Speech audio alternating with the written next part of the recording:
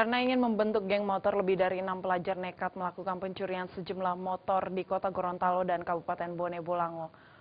Para tersangka yang masih di bawah umur ini melakukan aksi pencurian karena ingin bergaya di jalan seperti pelajar yang lain. Keenam pelajar ini terpaksa harus berurusan dengan pihak yang berwajib. Mereka ditangkap polisi di sejumlah lokasi yang berbeda di Kota Gorontalo karena diduga telah melakukan sejumlah aksi pencurian motor, masing-masing 4 unit motor di Kota Gorontalo dan 1 unit motor di Kabupaten Bone Bolango. Keenam tersangka ini rata-rata masih di bawah umur, yakni berkisar 15 hingga 16 tahun. 5 orang diantaranya adalah pelajar di sekolah menengah atas, sedangkan 1 orang lain masih duduk di kelas 2 SMP di Kota Gorontalo. Motor yang menjadi incaran mereka adalah motor yang sedang terparkir di teras rumah.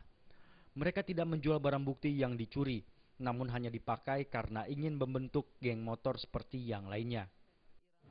5. Di mana-mana itu? Salim, Lomo, Putih, baru di Ramat dengan di Bone Bolango. Bikin apa motor? Dorong pakai jalan aja. Untuk mempertanggungjawabkan perbuatannya, mereka kini mendekam di sel tahanan Mapolres Gorontalo Kota.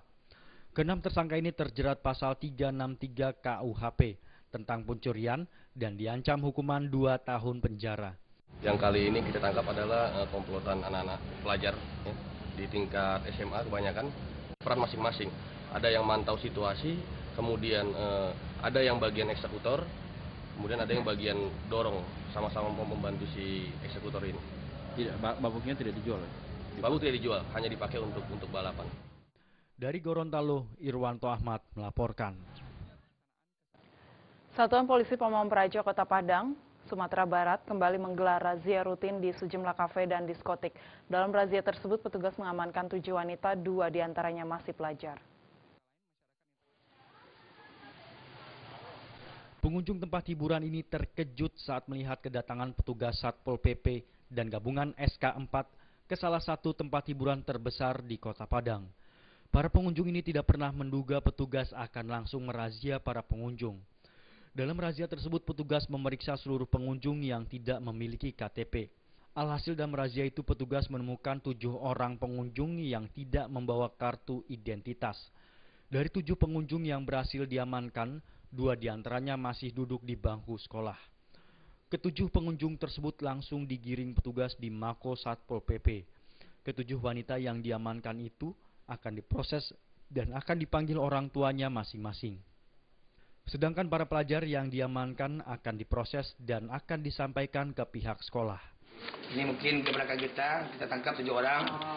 Di antara 7 orang ini ada yang di bawah umur dan ada yang anak sekolah. Mungkin kita panggil nanti pihak sekolah dan orang tuanya.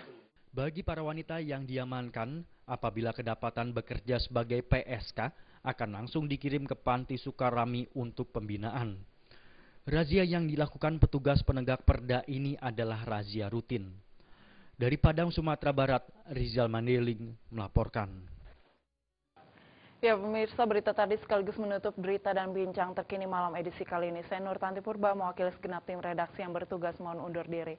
Terima kasih atas perhatian Anda dan jangan lupa untuk memfollow Twitter kami di @indo_network. Sampai jumpa dan salam Indonesia.